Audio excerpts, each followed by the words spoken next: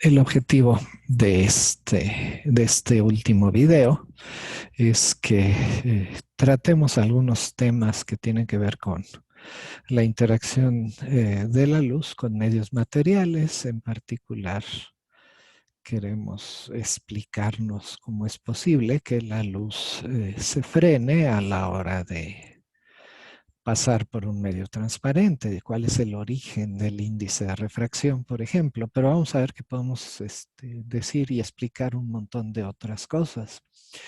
Entonces, en este video vamos a ver dos fenómenos interesantes que tienen que ver con el paso de la luz por un medio transparente, el esparcimiento y la dispersión de la luz. Pero antes, ¿cómo es que producimos luz desde una perspectiva de la teoría electromagnética clásica?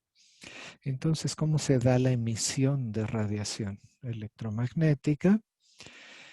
Y entonces, lo primero que tenemos que recordar es, si tenemos campos eléctricos y magnéticos, la teoría de relatividad es la que nos permite relacionar los campos eléctrico y magnético en distintos marcos de referencia. Entonces, en particular, por ejemplo, supónganse que tienen una carga puntual en reposo.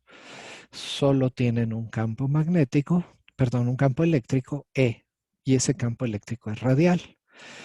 Si esa carga ahora se mueve, o si yo me muevo respecto a esa carga con velocidad constante, entonces lo que sabemos es que el campo eléctrico se va a deformar y va a aparecer un campo magnético. Sin embargo, sabemos bien que, por teoría de relatividad, que los campos eléctrico y magnético eh, de una carga que se mueve con velocidad constante son estáticos. Esto es, los campos se deforman si cambiamos de marco de referencia, pero con velocidad constante una carga puntual no produce radiación. Luego entonces, si queremos producir radiación, ondas electromagnéticas, lo que necesitamos es una carga acelerada. Les recomiendo mucho que le echen una revisada es un capítulo completo del libro de texto de Feynman, las lecciones de Feynman de física, donde hacen este experimento, proponen este experimento pensado. Entonces, supónganse que tienen una carga puntual en un marco de referencia en reposo, por ejemplo, este de aquí, y entonces está originalmente en esta posición y resulta que la muevo desde esta posición hasta esta posición y me detengo. ¿Sí? Entonces, originalmente en T0 salió de esta posición y en T1 me detengo cuando llega a esta posición. Bueno, fíjense, originalmente tengo una carga estática en este punto. Las líneas de campo son líneas que salen radiales con un círculo o con una esfera centrada en este punto. ¿Ok? Cuando llegué a este punto, las líneas de campo son líneas radiales que están saliendo de este punto. Entonces, de alguna manera, el hecho de que haya movido la carga de aquí para acá y la tuve que acelerar porque aquí estaba originalmente en reposo, la muevo para acá y la vuelvo a acelerar para frenarla y para que se detenga en este punto. De alguna manera, las líneas del campo eléctrico se tuvo que enterar de que tenía que pasar de líneas radiales centradas en este punto a líneas radiales centradas en este punto. Entonces, tuvo que pasar de esta esfera, que son las radiales centradas en este punto, a lo que ocurre en esta esfera en la parte de afuera de esta esfera, que son las líneas radiales centradas, pero en este punto. Entonces, en el camino, en el proceso de aceleración, el espacio se tuvo que enterar de este cambio de la posición de la carga de aquí a acá. Y eso solo es posible si se produjo un pulso de radiación. Al final de cuentas, aparece una componente transversal porque recuerden que las líneas de campo eléctrico tienen que ser constantes. ¿Sí? Solo son proporcionales a la carga encerrada en cualquier superficie y entonces las líneas de campo tienen que ser continuas. Entonces, a final de cuentas, tiene que haber una región en la que esta información del cambio de posición de la carga se tiene que transmitir en el tiempo a todo el espacio. Entonces, en todo el espacio va a pasar de ser radiales centradas en esta carga a radiales centradas en esta carga y eso tiene que ser transmitido, esa información tiene que ser transmitida en el tiempo. Entonces, tenemos ondas que se propagan. En particular, entonces, para producir ondas electromagnéticas, radiación electromagnética, necesitamos cargas aceleradas. Una forma más o menos simple, inmediata que se nos ocurriría para producir o para tener cargas aceleradas es un dipolo. A final de cuentas, ¿qué es eso? Un dipolo, pues son dos cargas. En principio son dos cargas iguales en magnitud de signo opuesto. Entonces aquí tenemos más Q y menos Q separadas una distancia R y entonces el momento dipolar es el producto de la magnitud de la carga por la distancia que la separa. Y vamos a suponer que esto está a lo largo del eje Z.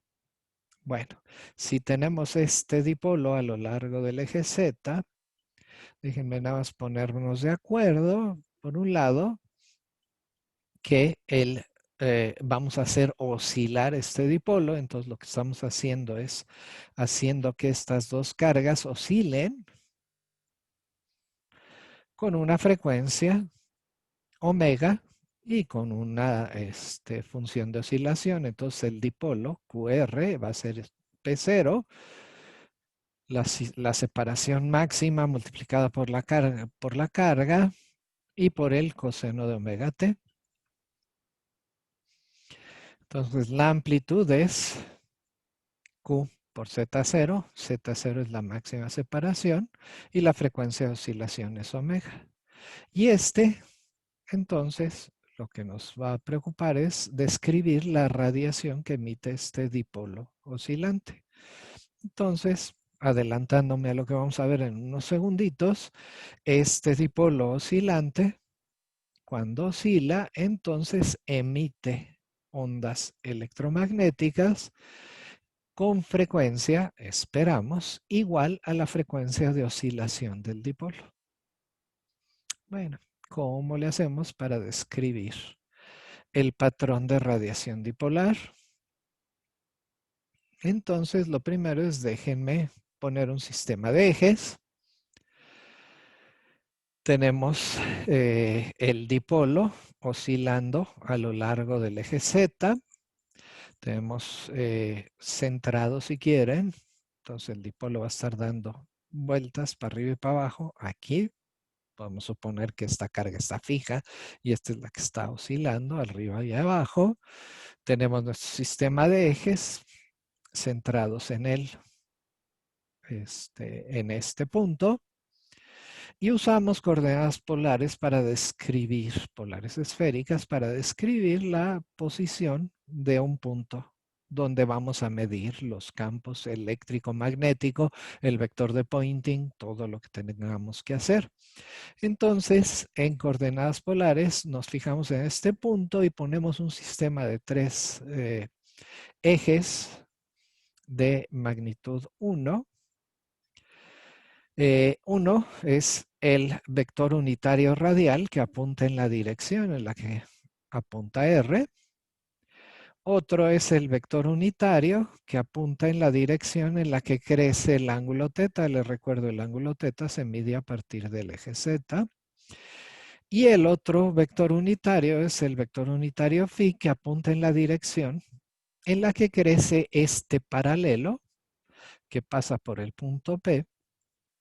Y este paralelo entonces es un círculo que es paralelo al plano XY. Bueno, tomando esto en cuenta, no lo hacemos aquí, en algún momento en la clase de electromagnetismo, creo que es un poco más avanzado, nos dice el electromagnetismo que si este punto P está lo suficientemente alejado del dipolo, en lo que se llama la zona de radiación, se pueden calcular los campos eléctrico y magnético y resulta que el campo eléctrico solo va a apuntar en la dirección de los meridianos. Entonces va a ser un campo meridional E teta y que tiene esta magnitud, tiene un signo menos, quiere decir que si el ángulo crece para acá y este coseno está en fase positiva, el campo eléctrico va a apuntar en la dirección opuesta del crecimiento de teta. Va a tener un factor de omega cuadrada, el valor del momento dipolar, la carga por la separación máxima de del dipolo, por el seno del ángulo, y va a decrecer como c al cuadrado y como r. Y va a oscilar, entonces va a ser una onda que oscila con frecuencia omega y con número de onda k. ¿Ok? Y usando ecuaciones de Maxwell, se puede mostrar que si tienen este campo, conste es lejos del dipolo, el campo magnético va a estar dado en magnitud y va a ser solo a lo largo del paralelo. Y va a ser esto dividido entre C, entonces va a tener una C cúbica aquí. Cuando hacen esto, por ejemplo, pueden obtener para cualquier punto del espacio la dirección y la magnitud del campo eléctrico y la dirección y magnitud del campo magnético, y con estos dos ustedes pueden calcular para este punto cuál es la dirección de flujo de energía que está dada por el vector de Poynting. Entonces el vector de Poynting apunta en la dirección radial, pues sí, estos tres vectores son unitarios, el producto cruz de estos dos nos da un vector en la dirección radial. Y además las magnitudes pues, se obtienen obteniendo el producto de estas dos magnitudes.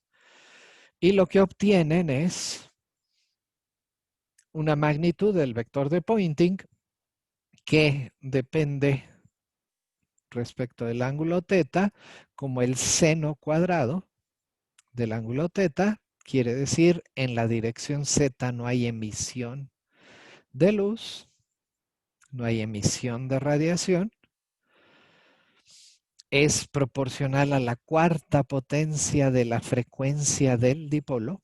Entonces el dipolo, si está oscilando con frecuencia omega, va a ser más eficiente emisor. Entre más alta sea la frecuencia, va a ser proporcional al 1 sobre el cuadrado de la distancia del punto de observación al dipolo, y va a tener un C cúbica acá abajo. ¿Sí? Ustedes pueden hacer esto de manera bastante simple, y además oscila con un factor que, bueno, con una función que es coseno cuadrado de KR menos omega T. Esta radiación dipolar, que aquí está puesta en un patrón tridimensional y en la lámina anterior, es, a final de cuentas, la que está representada por estos círculos que van avanzando. De hecho, son seno cuadrado, son gráficas polares seno cuadrado, y estas son las ondas electromagnéticas que produce un dipolo oscilante.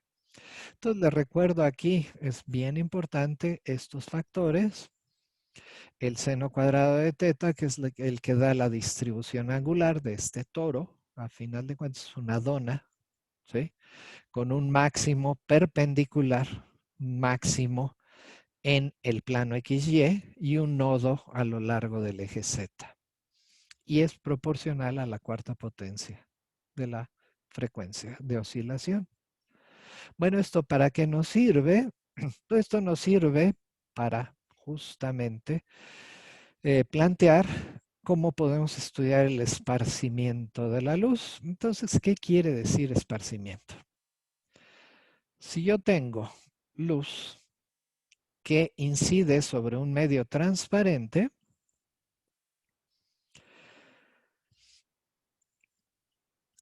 parte de la energía, sabemos, se refleja y parte se transmite, y esto Snell nos lo dijo en la primera clase. Otra parte, que es la que queremos estudiar, se esparce. ¿Qué quiere decir se esparce? Bueno, y otra parte de la energía va a ser absorbida de tal manera que se va a convertir, si quieren, en movimiento térmico de los átomos y moléculas que forman este medio transparente. ¿Qué quiere decir esparcimiento?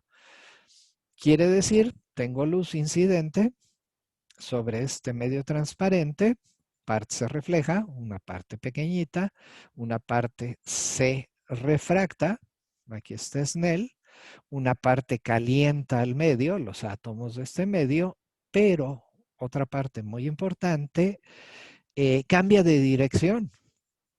Esto es, la luz se estaba propagando en esta dirección y parte de la luz, por el hecho de que pasó por un medio material, me llega aquí. Esto es, si yo pongo un ojo aquí, pongo mi ojo aquí, voy a enterarme de que este medio fue iluminado con la luz.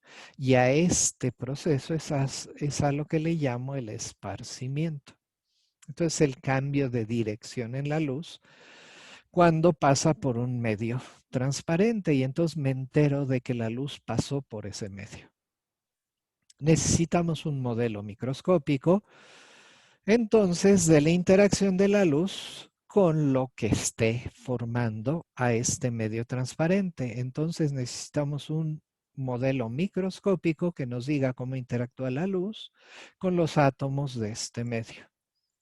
Y este modelo es un modelo clásico, pero tiene contraparte importante cuando se utiliza la mecánica cuántica y sirve para describir muy bien lo que queremos. Es un modelo que le debemos a Lorentz, de esparcimiento de la luz, pero antes de entrar a este modelo, déjenme hablar de dos regímenes fundamentalmente diferentes de esparcimiento de la luz y que tienen que ver con el tamaño de las partículas esparcidoras. Entonces, cuando las partículas esparcidoras son de dimensiones mucho menores a la longitud de onda de la luz, les recuerdo, estamos hablando de visible, 500 nanómetros. Si cuando las partículas esparcidoras son mucho más chiquitas, entonces estamos hablando de moléculas, átomos, que son de fracción de nanómetro, vamos a decir un nanómetro de tamaño, comparado con la longitud de onda de la luz, que son 500 nanómetros. Y entonces en ese caso tenemos esparcimiento de Rayleigh. Y aquí acabamos de ver que la potencia que se dispersa es proporcional a la cuarta potencia de la frecuencia.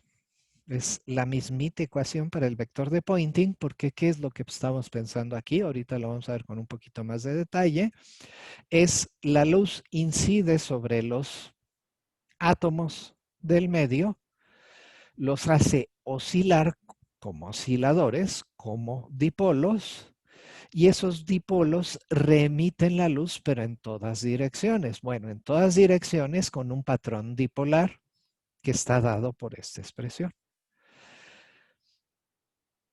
Entonces, la potencia es proporcional a la cuarta potencia de la frecuencia de la luz.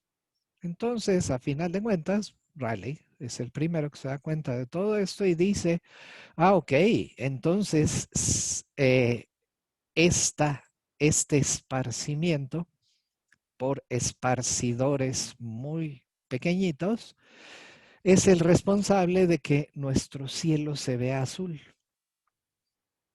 Ahí está una foto que tomé de internet de un cielo azul. Ahorita me asomo a la ventana y hay un cielo muy azul aquí donde yo estoy. Y esencialmente lo que estamos viendo es justamente que la luz del sol, el cielo, las moléculas del aire, nitrógeno fundamentalmente y oxígeno, están esparciendo de manera mucho más eficiente el color azul de la luz blanca que emite el sol. Y esa luz, entonces, ese color azul es el que me llega, esa luz azul es la que me llega por las moléculas esparciendo la luz del sol. Y también, curiosamente, es este mismo fenómeno el que explica el color rojo que se ve cuando se está poniendo el sol o cuando está saliendo el sol también temprano en la mañana, que ahí lo que está pasando es que medio trato de ver directamente en la dirección del sol. Conste, nunca conviene ver directamente la luz del sol. Nunca conviene ver directamente al sol. Pero en la mañana y en la tarde se puede hacer mejor porque justamente la luz del sol tiene que atravesar una longitud mayor de la atmósfera.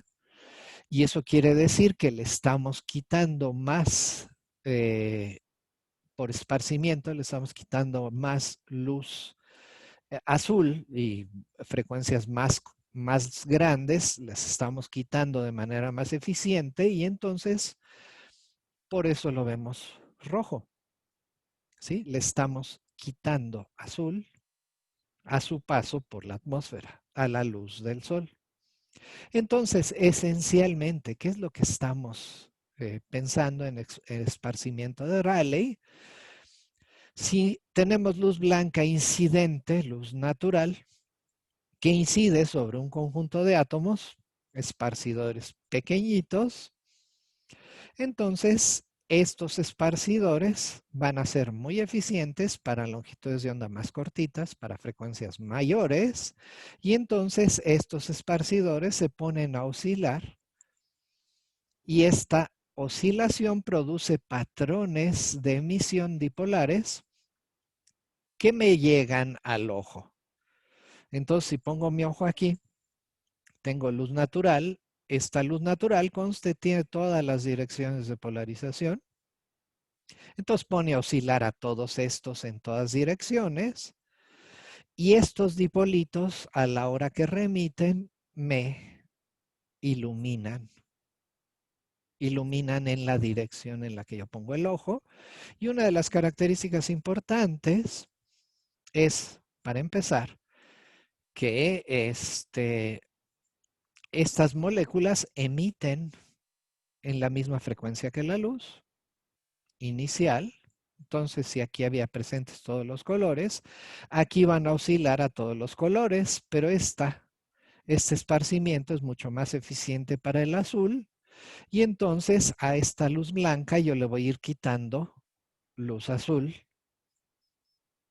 por esparcimiento y la luz que va quedando en esta dirección va quedando roja. Entonces, esto explica el color rojo, esto explica el color azul, pero además esto explica que este patrón dipolar de emisión está polarizado a lo largo de la dirección de incidencia, de la dirección perpendicular pues a la dirección de incidencia. Entonces, a final de cuentas, lo que yo espero es que la luz esparcida esté parcialmente polarizada. Interesante, importante, la luz que vemos en el cielo, la luz del cielo, está parcialmente polarizada. Déjenme ver si puedo preparar algún experimentito simple con polarizadores. Si ustedes tienen polarizadores, prueben a ver si la iluminación del cielo cambia y van a ver que sí cambia. De hecho, este fenómeno se supone, hay gente que ha investigado, se supone que este fenómeno de polarización de la luz del cielo es, por ejemplo, lo que le sirve a las abejas para orientarse, porque las abejas son sensibles, sus fotosensores, sus ojos, son sensibles a la polarización. Y se supone también, por ejemplo, que los vikingos sabían de esto. Sabían que había cristales que polarizaban la luz y entonces sabían, conste, no sabían qué era la polarización de la luz, pero sabían que la luz cambiaba sus propiedades cuando pasaba por estos cristales y usaban estos cristales para orientar su navegación durante el día. Porque durante el día, con la polarización de la luz del cielo, se puede saber cuál es la dirección norte-sur. Entonces no necesitan la estrella polar para navegar de día si usan una brújula óptica. ¿Ok? Entonces, la luz esparcida es parcialmente polarizada. Este es un régimen de esparcimiento. Los esparcidores son pequeñitos comparados con la longitud de onda. ¿Qué pasa si, que es el caso de esparcimiento de mí, las partículas esparcidoras son de dimensiones comparables a la longitud de onda? Entonces estamos hablando ya de esparcidores que son cientos de nanómetros o micras. Entonces estamos pensando en esparcidores más partículas un poquito más grandes que moléculas. Por ejemplo, ¿les gusta gotas de agua? Bueno, en este caso, Mi hace un tratamiento muy cuidadoso, no lo hacemos ni con mucho, es un realmente complicado su tratamiento, lo hace para, según recuerdo, partículas esféricas, esparcidores esféricos, demuestra que hay interferencia entre ondas esparcidas y da patrones de intensidad de luz, pero lo que es muy importante es que no hay una dependencia en longitud de onda. Y entonces, si yo ilumino con luz blanca estos esparcidores se van a ver blancos. Y entonces esto nos explica el color blanco que vemos cuando la luz esparce en nubes, en la niebla, en aerosol, o también, esto es interesante, en los granos en suspensión en las pinturas. Entonces, si ahorita ustedes tienen, yo tengo aquí una pared blanca, aquí hay una pared blanca, ¿sí? Aquí la pueden ver, aquí atrás, ¿sí? La pintura está, vamos, el colorante para que esta pintura se vuelva blanca es una solución en suspensión plástica de dióxido de titanio, lo que llaman en las ferreterías blanco de España. Y ese blanco de España se ve blanco no porque su color sea blanco, sino porque su tamaño es tal que produce esparcimiento de mí.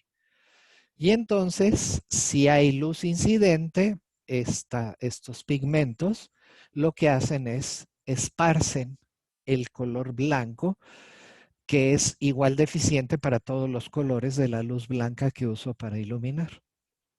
Entonces tenemos los dos regímenes de esparcimiento, el de Rayleigh y el de Mie, pero también debemos de poder explicar la dependencia con la frecuencia de este proceso de formación de dipolos oscilantes. Y a esta dependencia con la frecuencia es a lo que vamos a llamar dispersión. Entonces, para eso vamos a plantear el mismo modelo de oscilador, pero lo vamos a hacer con mucho más cuidado. Entonces, aquí, ¿qué es lo que hacemos? Suponemos que nuestro átomo es un electrón, vamos a decir, que está sujeto a un ion o está amarrado en algún punto del espacio mediante resortitos. Entonces vamos a usar el mismo modelo de dipolo y a este dipolo lo vamos a someter a un campo eléctrico, que es el que proviene de la onda que está iluminando a nuestros átomos. Entonces el modelito es bien simple. Tenemos un electrón, vamos a decir, que está amarrado mediante un resorte a su ion en el material transparente, puede ser un gas, un líquido, un sólido, y a este le estamos sometiendo a un campo eléctrico de la onda electromagnética de luz que ilumina, y lo que queremos es ver cómo oscila, por efecto de este campo externo, cómo oscila este dipolo a final de cuentas. Entonces, modelito de dipolo, tenemos este oscilador forzado y aplicamos la segunda ley. La masa por la aceleración va a ser igual a la suma de fuerzas que actúan sobre él. Tenemos la fuerza restauradora del resorte, menos kappa por X, donde X es la separación del equilibrio, ¿no? Tenemos la fuerza externa del campo eléctrico, que es el producto de la carga, menos E, la de este electrón. Este lo estamos suponiendo fijo, ¿sí? El ion estamos suponiendo fijo, y después por la magnitud del campo, por el término que oscila, lo estoy poniendo, el campo eléctrico en esta posición, lo estoy poniendo que oscila como una exponencial compleja para poder resolver esto más fácil. Bueno, podríamos quedarnos aquí, pero entonces está incluida la fuerza restauradora menos kappa por X, que también voy a escribir menos m omega 0 al cuadrado por X, donde esta omega 0 al cuadrado me da la frecuencia natural de oscilación del dipolo, ¿sí? Del átomo o de la molécula. Entonces este es mi átomo que está en el medio.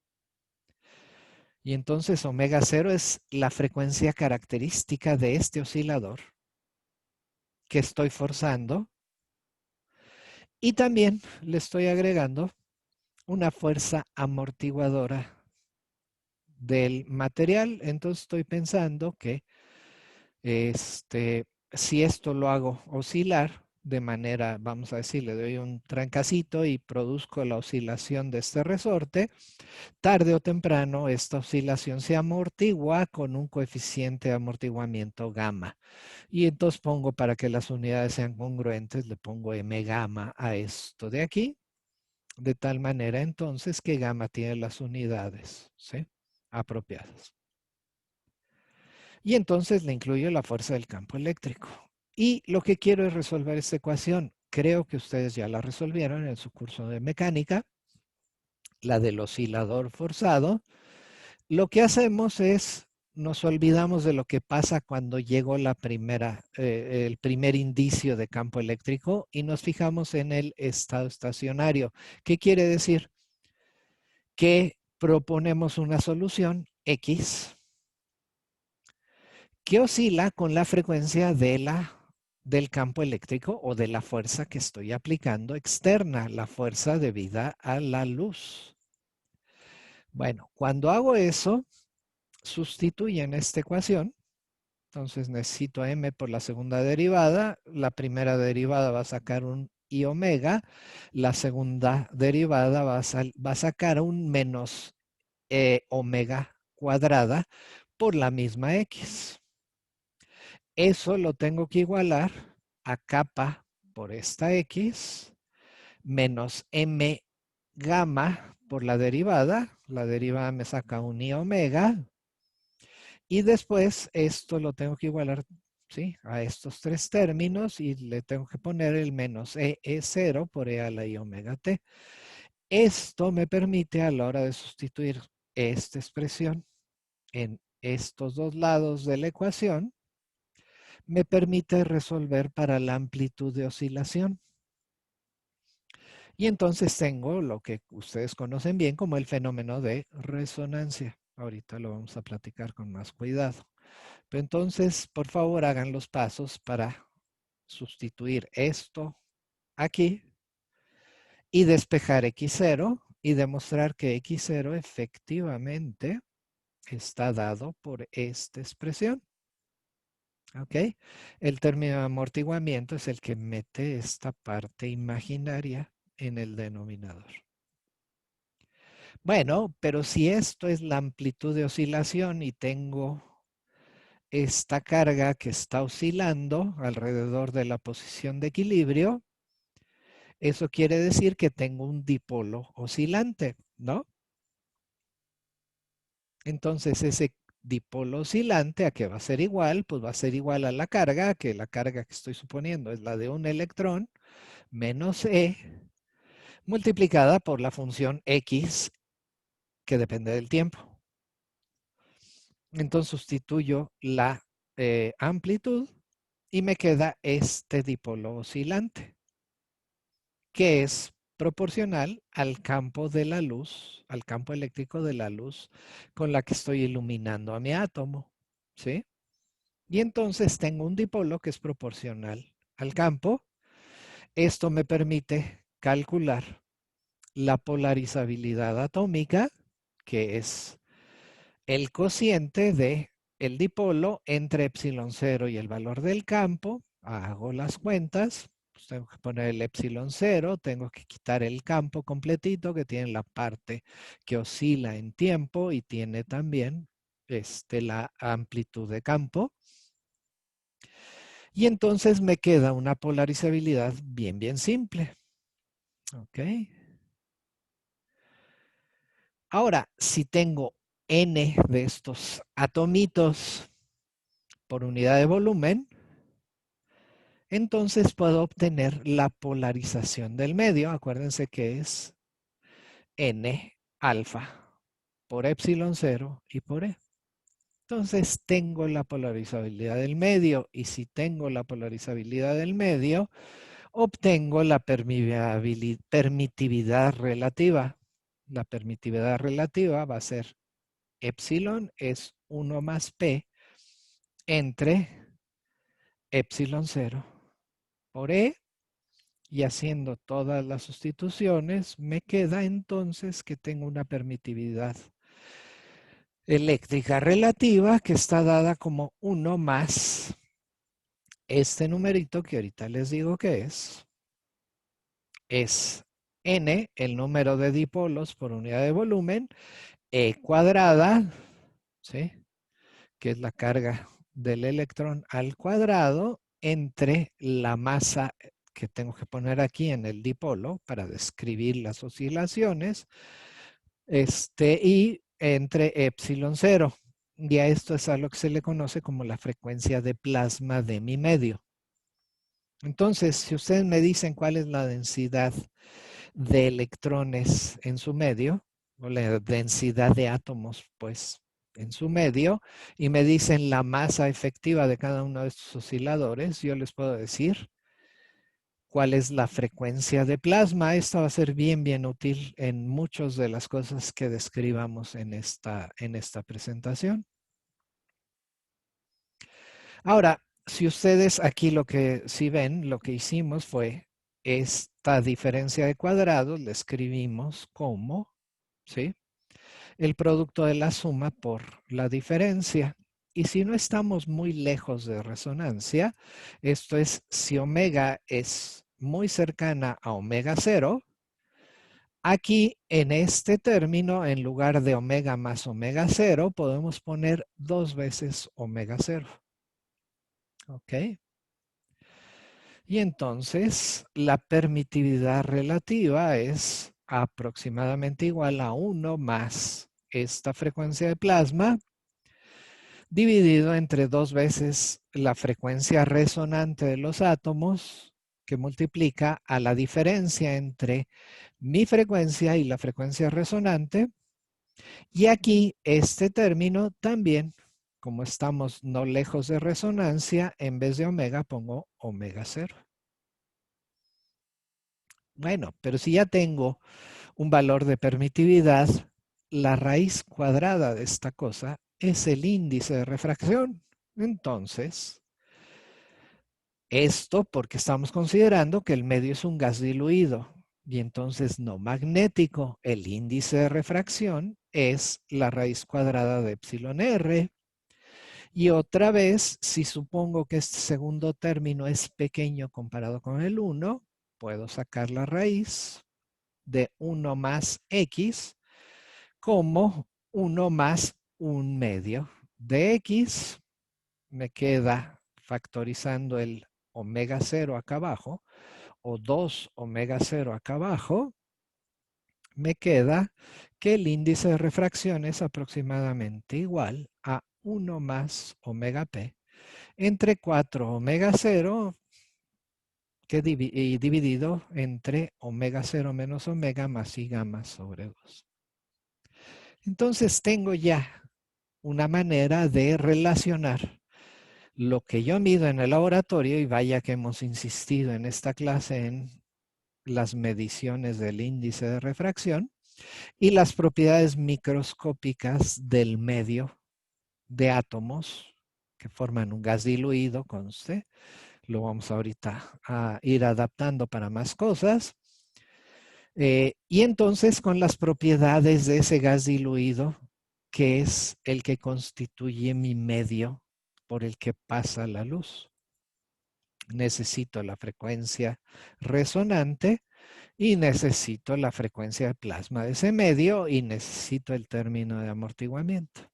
Bueno, importante, este índice de refracción tiene una parte real y una parte imaginaria. ¿Ok? Ahorita vamos a ir trabajando un poquito con esta expresión,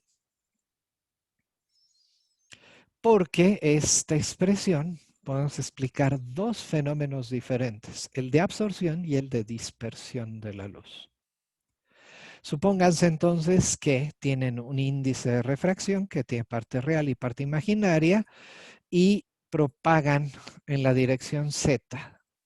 El campo eléctrico entonces va a tener dos partes. La parte real tiene la I del exponencial y esta es la onda que se propaga, ¿sí?, a lo largo del eje Z. Pero también la parte imaginaria, ¿sí?, a la hora que tengo I por menos I, nos da un menos 1, perdón, I cuadrada, que nos da un menos 1, y entonces tengo una parte exponencial decreciente que me dice que la amplitud de la onda que se propaga en este medio decrece. Y entonces la intensidad decrece exponencialmente. Esto lo puedo escribir de esta manera: a medida que pasa luz por un medio transparente, la intensidad decrece y decrece exponencialmente. De hecho, eso se le llama la ley de Lambert-Beer para cualquier medio transparente. ¿Ok? Entonces, la parte imaginaria del índice de refracción está relacionada con, ¿sí?, la absorción de la luz, y la parte real del índice de refracción está relacionada con la dependencia del índice de refracción con la frecuencia. Entonces, al mismo tiempo explico la absorción y la dispersión.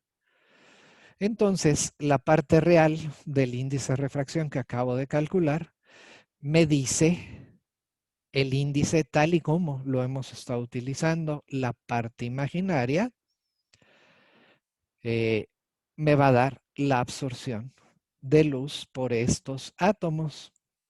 Entonces, ¿cómo le hacemos para obtener la parte real y la parte imaginaria? Pues tenemos la expresión, la copio aquí, y multiplico numerador y denominador por el complejo conjugado de este denominador. Entonces aquí le cambio el signo menos, ¿sí? Y entonces el índice de refracción me queda ahora sí ya escrito con una parte real, que es esta de aquí, y una parte imaginaria, que es esta de aquí. Y entonces tengo ya por separado la parte real y la parte imaginaria del índice de refracción. ¿Ok? Entonces, estos dos fenómenos, absorción y dispersión, Son dos caras de la misma moneda. Por otro lado, si no nada más tiene una frecuencia resonante, sino si tiene varias frecuencias resonantes, y esto se puede entonces identificar de manera muy fácil y directa con la descripción cuántica de la interacción entre los átomos y la luz. Entonces, lo que tengo que hacer aquí es sumar sobre todas las frecuencias posibles características del átomo, y a cada una le tengo que dar un peso diferente a cada una de las frecuencias, y a estos pesos se les llama las fuerzas de oscilador. Y entonces la absorción es la cantidad de luz que los átomos le quitan a la radiación, y esto es como dispersan la luz. La absorción y la dispersión ocurren de manera muy, muy fuerte a la misma frecuencia, que es a la frecuencia resonante. Esto es cuando la frecuencia de la luz es igual a la frecuencia natural de absorción o la frecuencia natural de oscilación de los átomos. ¿Okay? Ahora, ¿qué pasa si el medio no es diluido? Si tengo muchos átomos, entonces resulta que si yo aplico un campo externo, ese campo externo polariza los átomos, pero esa polarización de los átomos también afecta a los átomos que están por ahí cerca. Esa es la diferencia entre un medio diluido, en que tengo los átomos muy separados uno de otro, y entonces lo que le pasa a un átomo solo depende del campo que pongo afuera y no depende de qué le pasa a los otros átomos. Entonces, cuando el medio no es diluido, lo que tengo que hacer es considerar el efecto al mismo tiempo sobre cada átomo del campo externo y de los átomos que lo rodean. Eso se llama el campo local. Si tengo un dieléctrico, que es un líquido no polar, por ejemplo, un líquido en el que las moléculas no están ya separados los dipolos, sino que son moléculas sin dipolo permanente, o un cristal cúbico, por ejemplo, en el que toda la polarización es uniforme en todas las direcciones. Entonces se puede mostrar, esto no lo vamos a hacer aquí, pero se puede mostrar que el campo que siente cada átomo va a ser la suma del campo externo que yo ponga más la polarización del medio completito, pero dividida entre 3 veces. Este epsilon cero es el factor que me relaciona E y P, pues entonces este va a estar aquí siempre, y aquí lo que estoy haciendo es, en realidad estoy promediando el campo eléctrico en las 3 direcciones, en X, Y y Z. Entonces estoy pensando que no hay ninguna orientación preferencial de los átomos o de las moléculas en este medio, y aquí entonces puedo calcular la polarización. Fíjense, estoy haciendo el mismo juego. La polarización la estoy poniendo como una susceptibilidad, que es el producto de la polarizabilidad por el número de átomos o moléculas por unidad de volumen, por epsilon cero, que es el factor de proporcionalidad entre polarización y campo. Y esto lo voy a poner por el campo local. Pero entonces, en vez de campo local, vuelvo a poner esta expresión que está aquí. Pero lo que hago es que en lugar de P pongo la polarizabilidad por epsilon cero y por E.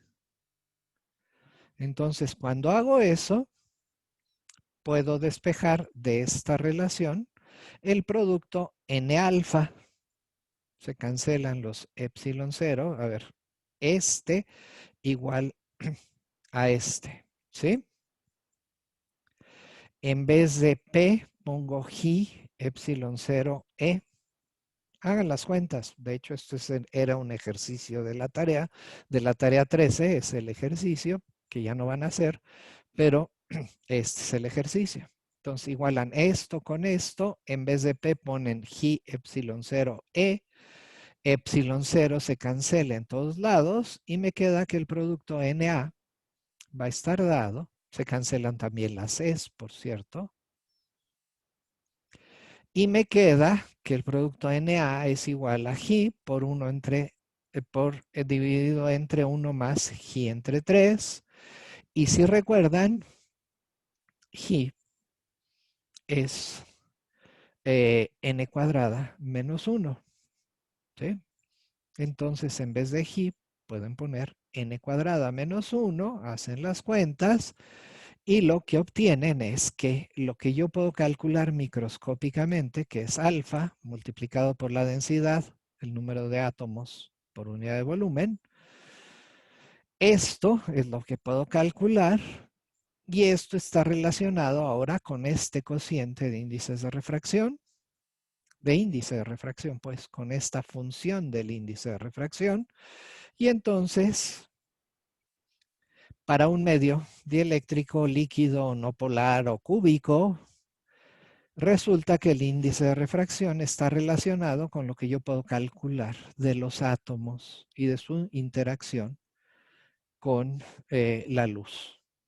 Entonces, con esta expresión es bien fácil. De aquí pueden despejar la n y obtener una expresión para n en función de las frecuencias resonantes, los coeficientes de amortiguamiento, las fuerzas de oscilador y la frecuencia de plasma.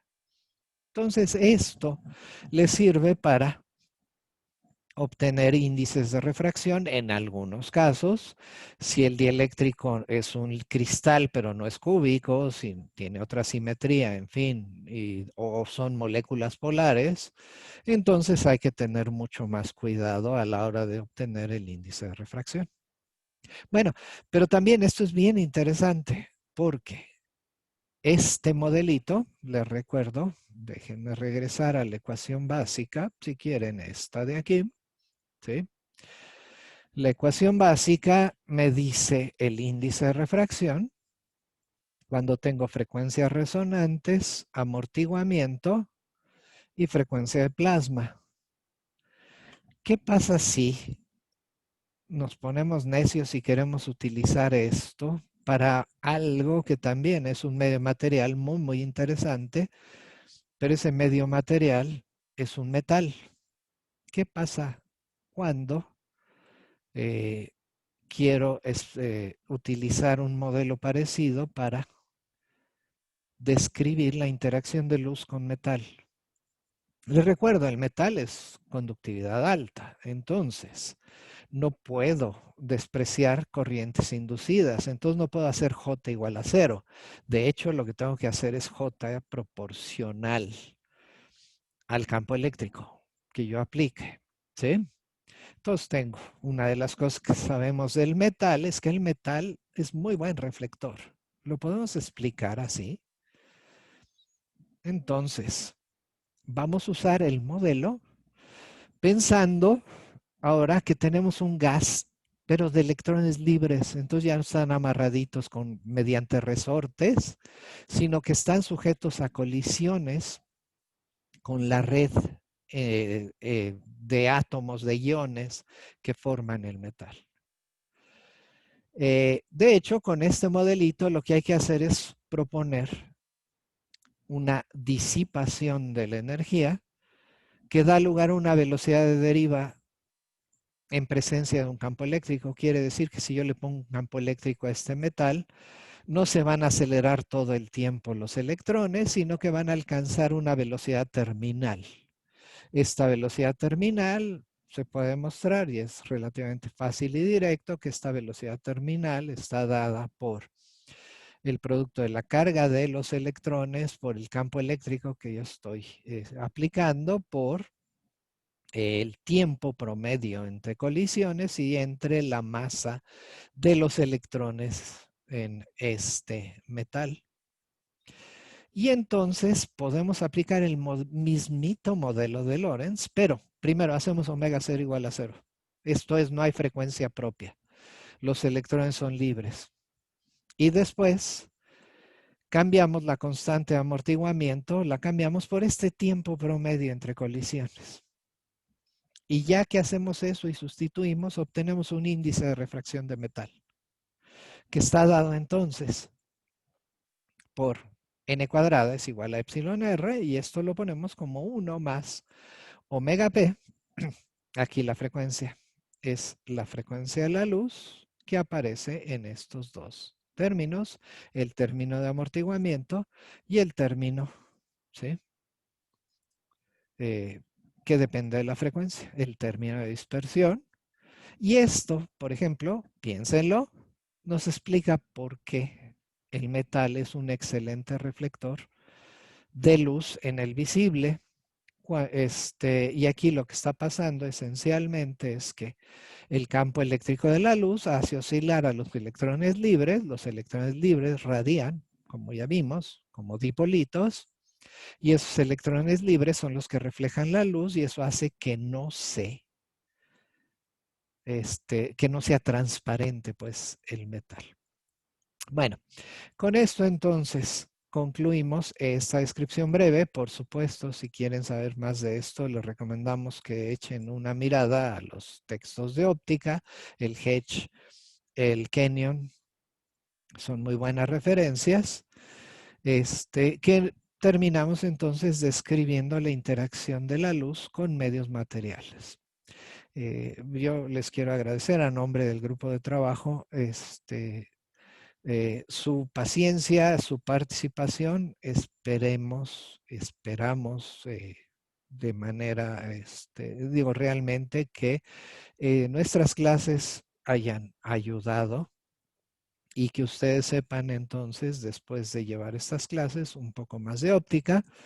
Esto en principio esperamos que lo vean antes de que se ponga el segundo examen parcial a su disposición para poder evaluar entonces su participación en esta clase. Entonces, muchísimas gracias por todo.